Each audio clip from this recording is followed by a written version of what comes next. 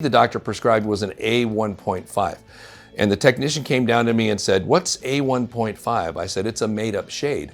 And she said, "Oh, so what should I do?" I said, "Well, call the doctor back and tell him you think the shade should be a G7. And she said, "What's a G7? I said, "It's another made-up shade. We're gonna fight fire with fire. Two can play at this game." And that's the frustration that dentists have with the Vita Classic system.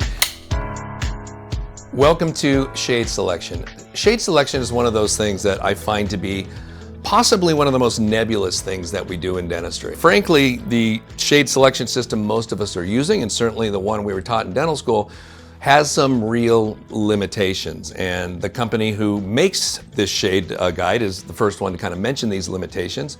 And in a sense, they're kind of a victim of their own success because it has become the default color language that we speak in dentistry, and nobody wants to learn a second language, especially Americans. You know, we just want to speak our one language, whether it's English or whether it's the Vita Classic shade systems. These are all anterior shade returns because that's where the majority of shade returns that we see here at the laboratory are. And I'm going to show you towards the end of this module, probably the best thing you can do to ensure that not only will the shade of your crowns match, but the technician working on that crown will spend more time and put more effort into it than they would for another dentist, and you're not going to have to pay a penny more. So it's a good little pro tip for how to get your dental technician, whoever it might be, more engaged with working on your crown.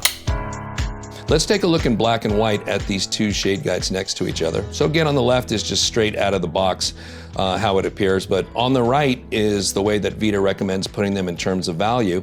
And you can see, as if you get over to the 1, 2, 3, 4, 5th shade over there, that A2, the value is higher than the D2 next to it. It looks like a clunker. And then if you go over a couple more, you can see another one where the value's off too. And that's why I love the linear guide. So this is the Vita linear guide. This, I want to make a very strong suggestion that this be the next shade guide that you purchase. This is an RX that a technician here at the lab brought to me. And she said, what's this? You know, you can see that the doctor has prescribed, it was an Emax crown, and the shade the doctor prescribed was an A1.5. And the technician came down to me and said, "What's A1.5? I said, "It's a made-up shade." And she said, "Oh, so what should I do?" I said, "Well, call the doctor back and tell him you think the shade should be a G7. And she said, "What's a G7? I said, "It's another made-up shade. We're gonna fight fire with fire. Two can play at this game." And that's the frustration that dentists have with the Vita Classic system. They've resorted to making up their own shades. You know, yeah, there's 16 on there, but that's not enough. They're gonna have to choose something else. So let me ask you a question before I advance to the next slide, and that is, just answer to yourself or answer out loud if you're with a group. What is the most common shade that we see in the lab? What's the most, I'd say the most popular shade, but I guess it's popular as well, but it's also common. What shade do you think that is?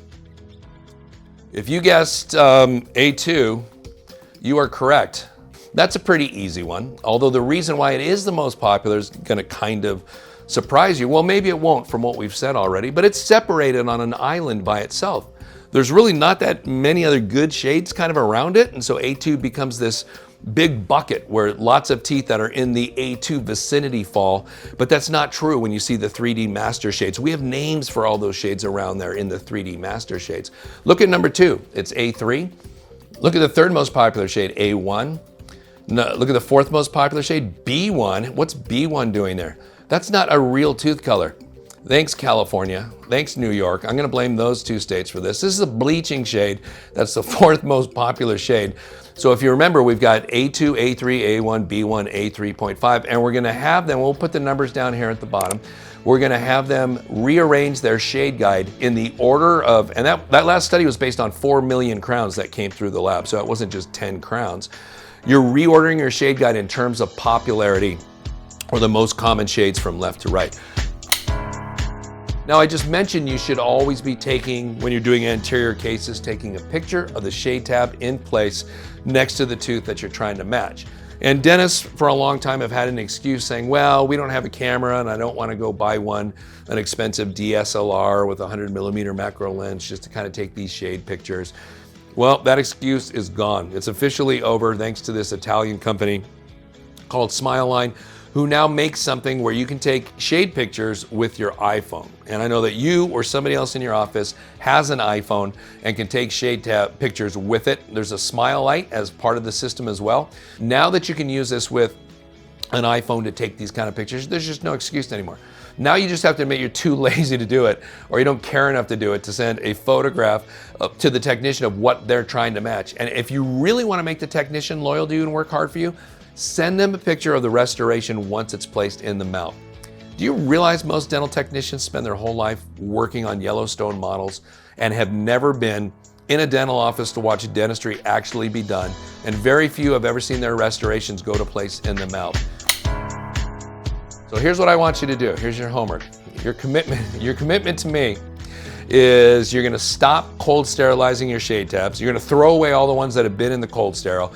And so you're gonna get a new shade guide, and you're gonna get the linear guide with the 3D master shades, and you're gonna find out how much easier it is to take shades when they're accurately represented all throughout that space, equally spaced from the top to the bottom and left to right, and it just makes sense. There's a shade in there for every natural tooth that you're gonna see, and if you get the value right, you're 85% of the way there, and you're gonna figure out a way to start using your iPhone to be able to send shade tabs for all anterior restorations to your laboratory. And you're also gonna commit to start sending them pictures of their work in the mouth afterwards. You will become their favorite doctor, and I guarantee they'll work harder and longer for you on your cases because they know you care, and you've closed that circle and you've truly made them part of the team now by letting them see the results of their work in the mouth. Are you enjoying this instructional video? I hope so.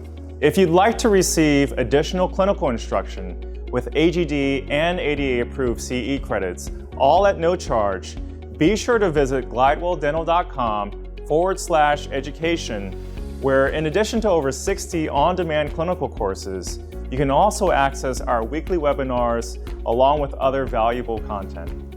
Least popular shade, D4, all the way down there. We call this a 100-year shade. And like a 100-year flood, this is a shade that only happens once every 100 years.